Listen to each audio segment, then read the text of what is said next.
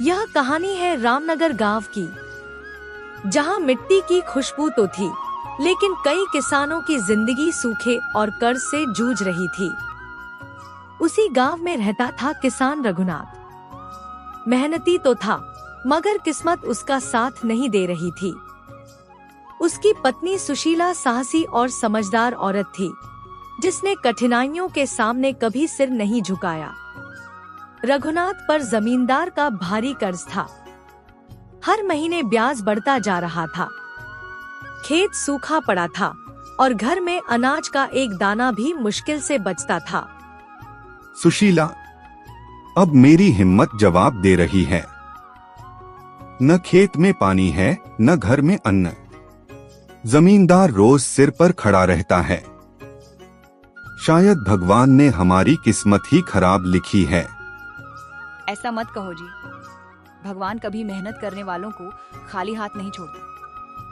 आज हालात बुरे हैं, कल जरूर अच्छे होंगे। हमें हिम्मत रखनी होगी।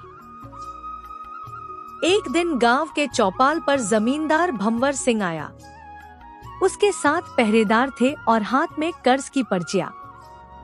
सुन लो सब, जिसने भी मेरा कर्ज नहीं चुकाया उसका खेत और घर सब मेरा होगा। रघुनाथ, तुझे मैं आखिरी चेतावनी देता हूँ। अगले महीने तक पैसा नहीं चुकाया तो समझ ले तेरा सब कुछ मैं ले लूंगा। हाय रे, अब रघुनाथ का क्या होगा? बेचारा पहले से ही टूट चुका है। मालिक, थोड़ा और वक्त दे दो। इस बार फसल हुई तो मैं सब चुका दूंगा। तेरे खेत में तो खरपतवार भी नहीं उगते, फसल कैसी होगी? मैं देखना चाहता हूँ तेरी हिम्मत। जमींदार चला गया, लेकिन गांव भर में रघुनाथ की बेइज्जती हो गई। सुशीला, अब मेरे बस का नहीं। मैं कर्ज नहीं चुका पाऊंगा। शायद हमें यह घर छोड़ना पड़ेगा। नहीं जी, हम घर नहीं छोड़ेंगे। अगर आप टूट जाओगे तो हमारा सब कुछ बिखर जाएगा। अगर जरूरत पड़ी तो मैं खुद खेत में हल चलाऊंगी, पर हार नहीं मानूंगी। तुम खेत जोतोगी? ये औरतों का काम नहीं है। भूख और कर्ज औरत मर्द नहीं देखते जी। अब वक्त आ गया है कि मैं भी कंधे से कंधा मिलाकर आपके साथ खड़ी रहूं। अगले दिन जब गांव वाले खेतों की ओर निकले, उन्होंने एक अजीब नजारा देखा। सुशीला खुद बैलों के साथ हल जोत रही थी। धूप से उसका चेहरा लाल हो गया था, पर हिम्मत अडिग थी। अरे देखो, रघुनाथ की घरवाली खुद हल चला रही है। इतनी धूप में, लेकिन सच कहूँ, इसमें बड़ी हिम्मत है। काश हमारे घरों में भी ऐसी औरतें होती। हे धरती, तू मेरी मेहनत को रंग लाना, मेरे बच्चों को भूखा मत सुलाना।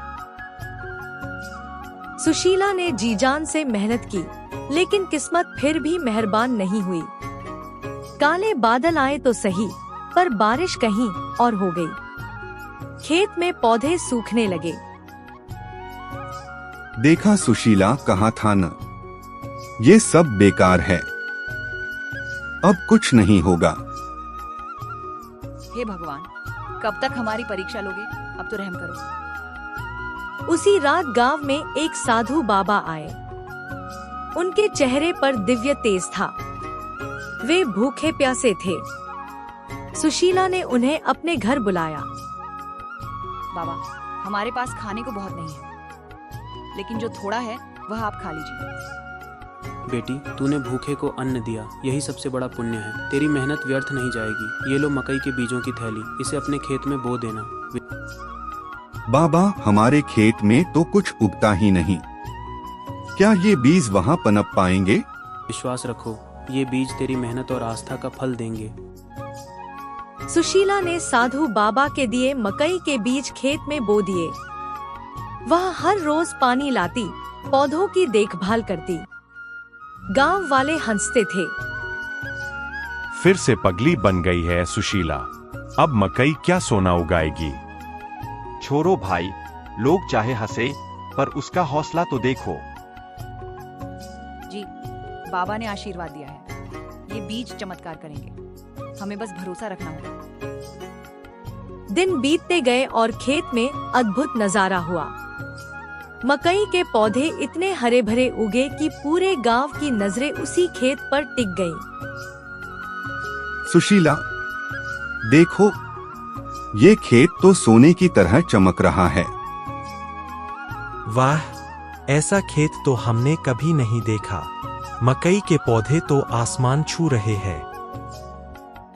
मैंने कहा था ना जी, मेहनत और विश्वास कभी खाली नहीं जाते। जब फसल पककर तैयार हुई तो मकई के भुट्टे इतने बड़े और मीठे थे कि दूर दूर से लोग खरीदने आने लगे। रघुनाथ ने अच्छा मुनाफा कमाया और जमींदार को पूरा कर्ज चुका दिया। ये कैसे संभव हुआ? ये वही बंजर खेत है ना? हाँ मालिक, यही खेत है। फर्क सिर्फ इतना है कि अब इसमें मेरी पत्नी की मेहनत और विश्वास मिला है। सुशीला की मेहनत देखकर गांव के लोग प्रेरित हुए। अब औरतें भी खेती बाड़ी में हाथ बंटाने लगी। गांव भर में सुशीला का नाम आदर से लिया जाने लगा। बहुत समय पहले की बात है।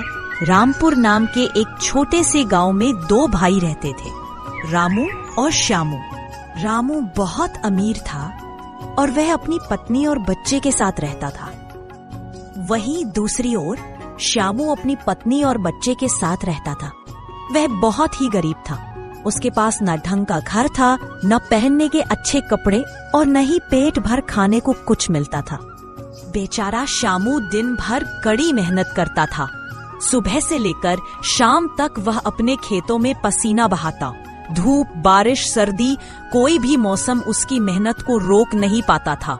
लेकिन इतना सब कुछ करने के बाद भी वह अपने परिवार की जरूरतें पूरी नहीं कर पाता था। दिवाली के वक्त जब श्यामू ने अपने परिवार की दशा देखी, सूना आंगन, भूखे बच्चे और मायूस चेहरा लिए बैठी पत्नी, तो उसका दिल भीतर से फूट गया। उसके पास अब कोई रास्ता नहीं बचा था। वह अपने भाई रामू के घर मदद मांगने चल पड़ा। अरे भाई श्यामू, हम दोनों के लिए आज दिवाली का बड़ा खास मौका है और तू भी बिल्कुल सही वक्त पर आ गया है। तेरी भाभी ने बड़े प्यार से अलग अलग प्रकार के स्वादिष्ट व्यंजन बनाए हैं, मिठाइयाँ, नमकीन, सब कुछ। चल तू भी आजा, मेरे साथ बैठकर खाना खा। मेरे घर की हालत बहुत ही खराब हो चुकी है। आज हमारे पास खाने को अन्न का एक दाना भी नहीं बचा है। मेरी बीवी और छोटे छोटे बच्चे भूख से तड़प रहे हैं। मैं किसी मजबूरी में दुखी मन से आपके पास आया हूं। भैया, अगर आप पिताजी की छोटी हुई संपत्ति में से मुझे थोड़ा सा हिस्सा दे दे तो मैं अपने परिवार को भूख से बचा सकूंगा और उनकी दिवाली भी रोशनी और सुकून से बीत सकेगी। कौन सा हिस्सा? कैसा हिस्सा? तेरा यहां कोई हिस्सा नहीं है, समझा तू? चुपचाप मेरी आंखों के सामने से दूर हो जा। तू यहां अपना हिस्सा मांगने आया है? तुझे जरा भी शर्म नहीं आती? बेशर्म कहीं का, निकल जा यहां से अभी के अभी। दिवाली के दिन मेरे दरवाजे पर आकर ऐसी बातें करता है? दूर हो जा और आइंदा इस घर के आसपास भी मत दिखना। बेचारा टूटे दिल के साथ बिना कुछ कहे लौट जाता है। श्यामू जंगल की ओर चला जाता है और वहां उसे एक बुजुर्ग औरत लकड़ी के कत्थर के साथ दिखाई देती है।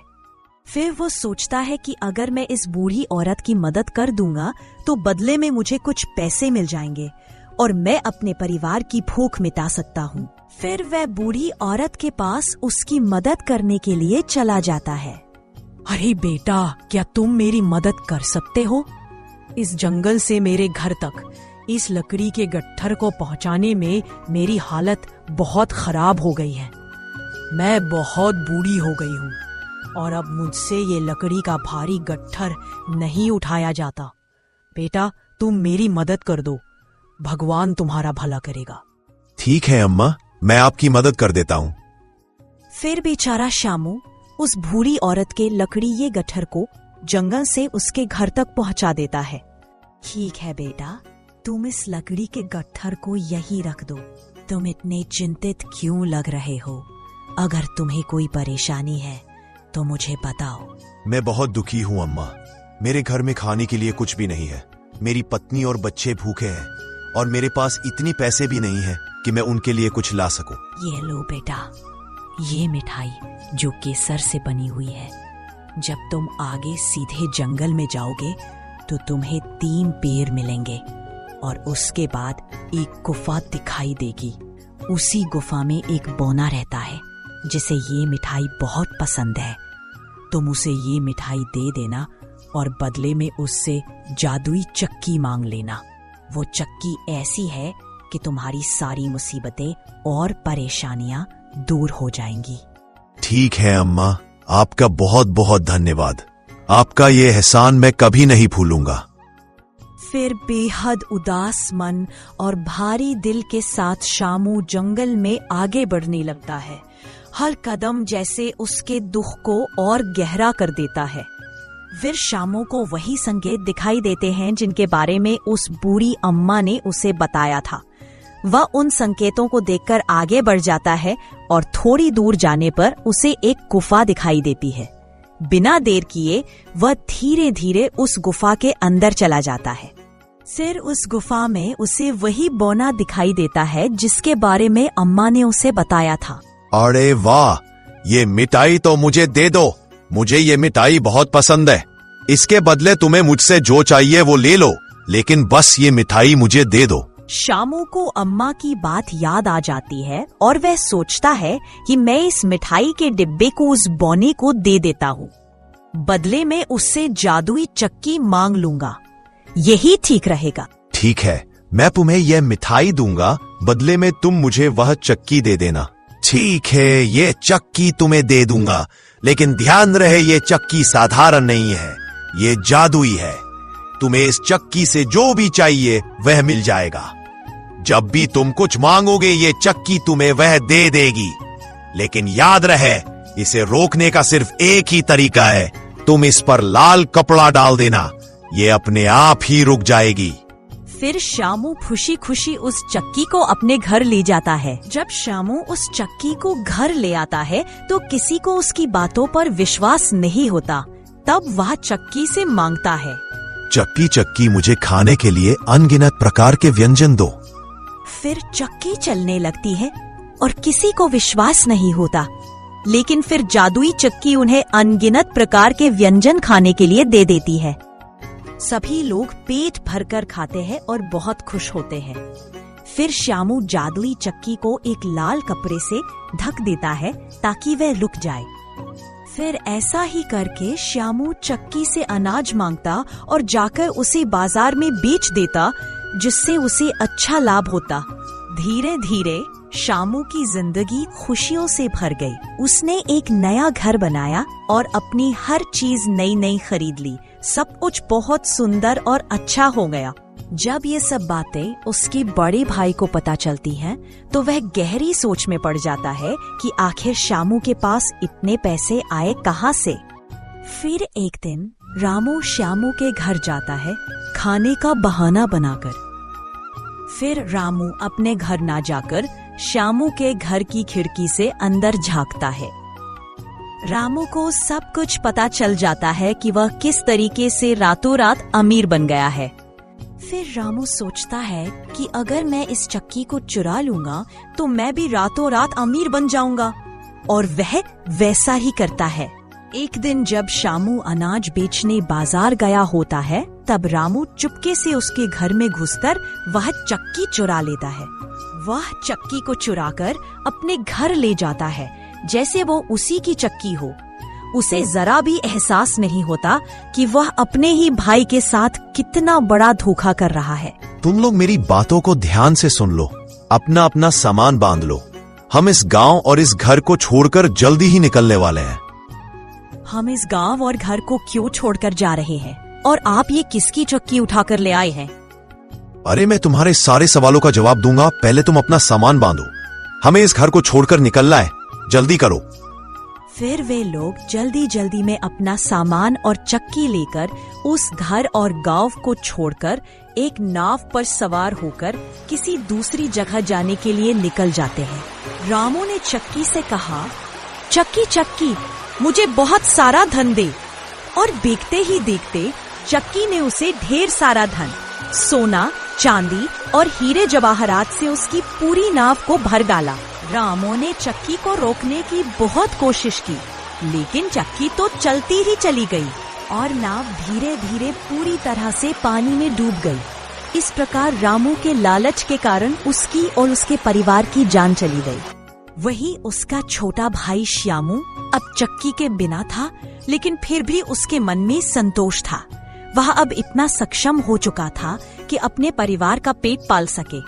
लालच न होने के कारण वह अब भी बहुत ज्यादा खुश था और उसका परिवार अब हंसी खुशी से जीवन बिताने लगा।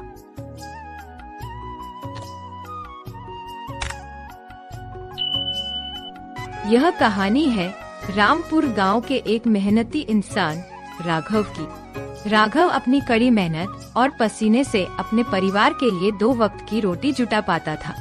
उसके घर में उसकी पत्नी रश्मि और एक बूढ़ी माँ रहती थी।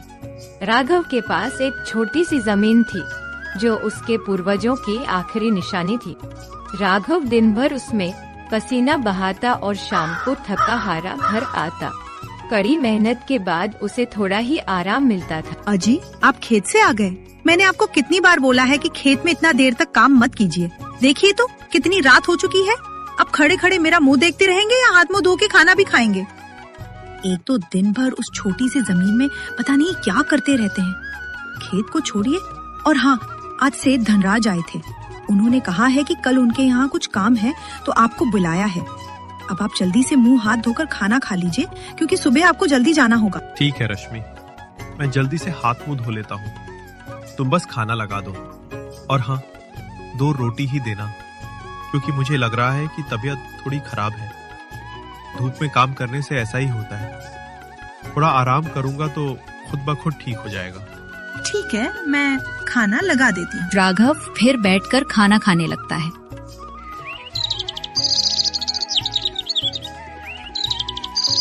अगली सुबह राघव सेठ धनराज के यहाँ निकल पड़ता है। नमस्ते मालिक। मैं जब कल शाम को अपने खेत से घर आया तो मुझे मेरी पत्नी ने बताया कि सेठ जी घर आए थे और उन्हें कुछ काम था, इसीलिए मैं भागा भागा आपके घर आया हूँ। अब आप मुझे बता दीजिए कि क्या काम है, मैं उसे फटाफट से कर देता हूँ। ठीक है राघव, ये देखो, इस गाड़ी पर 25 चावल की बोरियां हैं। तुम्हें शाम तक इसे गोदाम में सही से रखना है। देखो राघव, ये गाड़ी आज 4 दिन से यहीं है। मोहन की तबीयत खराब है, इसीलिए ये काम तुमको सौंपा है। देखो राघव, शाम तक कैसे भी करके गाड़ी खाली कर देनी है, क्योंकि मुझे कल सुबह ही इस गाड़ी को फैक्ट्री भेजनी है। वो तो ठीक है सेठ जी, लेकिन यहाँ से आपका गोदाम बहुत दूर है। मुझे नहीं लगता है कि शाम तक 25 बोरी गोदाम तक पहुँच सकती है। एक तो धूप अपने चरम पर है और मेरी तबीयत भी थोड़ी खराब है। कैसे होगा सेठ जी? अगर एक और मजदूर होता तो शायद शाम तक काम खत्म हो जाती। देखो राघव, मेरे पास अब इतना समय नहीं है कि एक और मजदूर ढूंढूं। और हाँ, यहाँ से गोदाम तो थोड़ी दूर है, लेकिन राघव तुम चिंता मत करो, मैं तुम्हें इसकी पूरी मजदूरी दूंगा।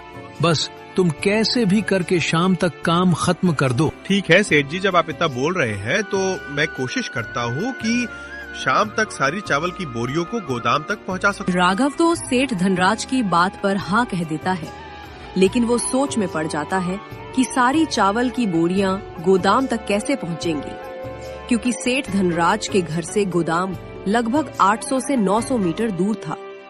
लेकिन राघव ने हिम्मत की और अपने मन को समझाया कि ये कुछ नहीं है, बस थोड़ी सी मेहनत है। राघव ने पहली बोरी उठाई और गोदाम की तरफ भाग। राघव ने ऐसे ही लगातार 6 घंटे काम किया और 6 घंटे में लगभग 18 से 19 चावल की बोरियां गोदाम में रख दी। शाम होने ही वाली थी, लेकिन राघव बहुत ज्यादा थक चुका था। अगर वह बिना आराम किए फिर से उतना दूर चावल की बोरी रखने जाता तो शायद राघव की तबीयत और ज्यादा खराब हो सकती थी। राघव फिर से अपनी हिम्मत दिखाता है और बोरी लेकर गोदाम की ओर चल पड़ता है। राघव के पैरों में छाले पड़ चुके थे। वैसे ही दर्द के साथ राघव 2 घंटे में गाड़ी का सारा चावल की बोरी गोदाम तक पहुंचा देता है। रात के 8 बज चुके थे। सेठ धनराज इतने में आते हैं। अरे राघव, सारी बोरी गोदाम तक अच्छे से पहुंची या नहीं? जी मालिक, आपके कहे अनुसार सारा चावल की बोरी मैंने गोदाम में अच्छे से रख दिया है। चाहें तो जाकर आप देख सकते हैं। नहीं नहीं राघव, ऐसी बात नहीं है, मुझे तुम पर पूरा विश्वास है। लेकिन राघव, तुम बहुत थके लग रहे हो और रात भी ज्यादा हो रही है। एक काम करो, तुम अभी घर जाओ और आराम करो। कल सुबह आना, मैं तुम्हें सुबह ही पैसे दे दूंगा। ये आप क्या बोल रहे हैं मालिक? बिना पैसों के घर जाऊंगा तो पत्नी मुझे सोने भी नहीं देगी। और मालिक, एक गरीब का उम्मीद होता है कि काम करने के बाद उसका मेहनत का पैसा मिलेगा, और वो इसी के कारण खूब मेहनत करके काम करता है, और वो पैसे लेने के बजाय कल लेगा। ये तो नाइंसाफी है। देखिए मालिक, मैंने पूरी मेहनत और बिना आराम किए आपका काम किया है। मुझे मेरी मजदूरी दे दो मालिक। ऐसे भी मैं 10 मिनट रुक सकता हूँ, तब तक आप पैसे ले आइए। ठीक है राघव, तुम तो बुरा मान गए। अच्छा रुको, मैं पैसे ले आता हूँ। थोड़ी देर में सेठ धनराज पैसे लेकर आता है। ये लो राघव, 25 बोरी का मजदूरी 40 रुपए। अब तो खुश हो ना? राघव बहुत खुश हो जाता है और अपनी मजदूरी लेकर सीधा घर की ओर निकल पड़ता है। आजी, आपको इतनी रात क्यों हो गई? आपको पता है कि मैं और माँ जी कितना परेशान हो रहे थे। अगर आप थोड़ी देर और लेट करते तो हम दोनों सेठ धनराज के यहाँ निकलने ही वाले थे। बताइए तो, रात के 9 बज चुके हैं, इतनी देर तक कौन काम करवाता है? अरे रश्मि, वो सब छोड़ो। देखो तो, मेरे पास 40 रुपए है। आज मैं रश्मि बहुत मेहनत किया हूँ। 900 मीटर दूर चावल की बोरी रखने गया हूँ। इसी के कारण मुझे देर हो गई। लेकिन तुम चिंता क्यों कर रही हो? अब तो मैं घर आ गया ना।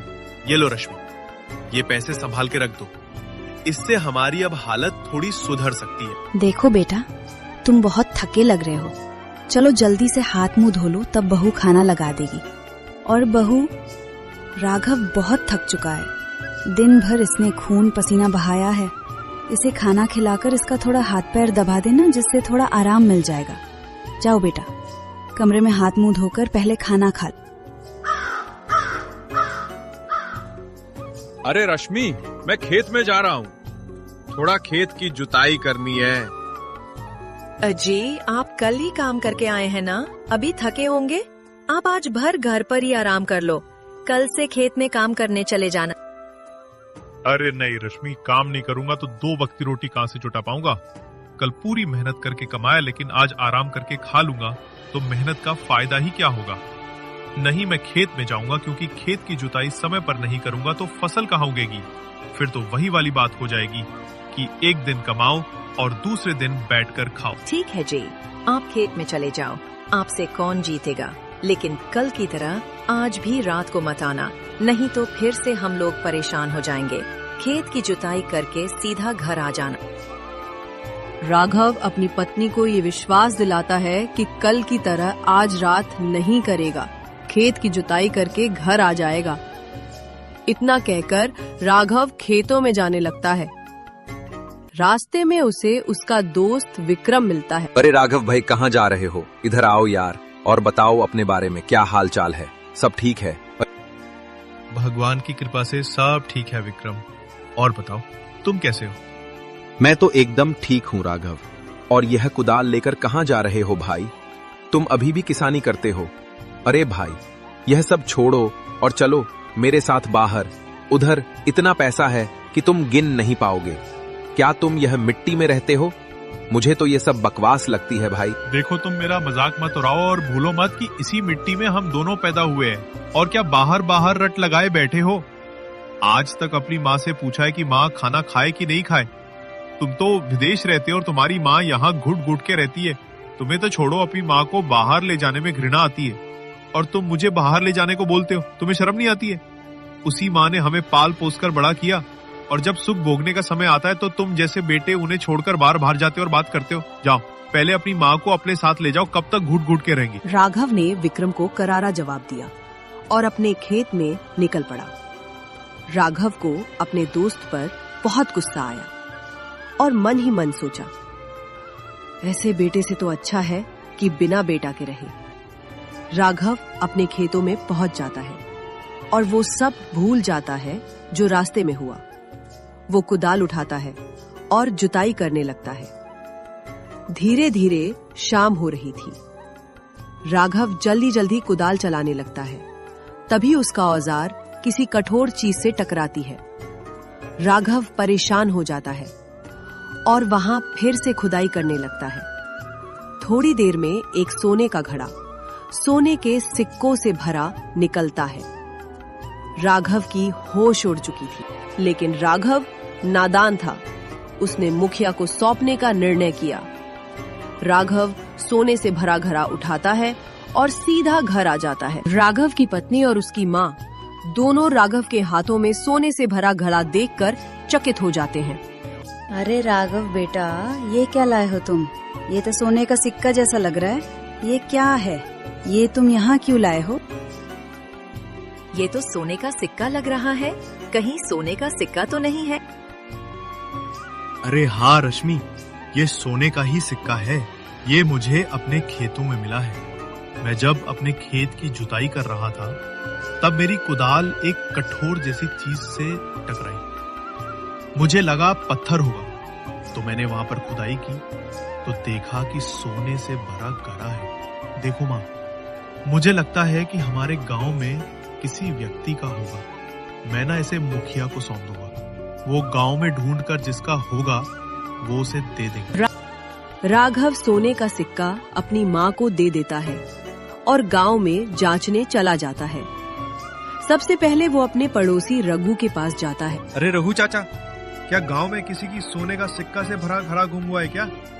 अरे पागल हो गए हो क्या राघव? गांव में कौन अमीर है और किसके पास सोने का सिक्का होगा जो भुलाएगा? और तुम ये आज कैसी बात कर रहे हो? लगता है तुम पागल हो गए हो। हम लोग गरीब आदमी के पास सोना कहाँ से आएगा भाई? फिर वो गांव के एक और व्यक्ति मोहन भाई से पूछता है। अरे हाँ राघव, आज तुम्हें लगता है कुछ हो गया। गांव में किसी के पास सोने से भरा घड़ा नहीं होगा तो कहाँ से गुम होगा? और हाँ राघव, तुम यह बात क्यों पूछ रहे हो? कहीं तुम्हें सोने से भरे घड़े तो नहीं मिल गए? अरे नहीं मोहन भाई, ऐसी बात नहीं है।